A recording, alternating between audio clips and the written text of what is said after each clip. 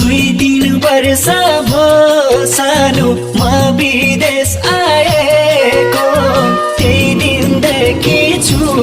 सानो रुँदै भात खाएको साउदी मलेसिया धन कमाउन साउदी मलेसिया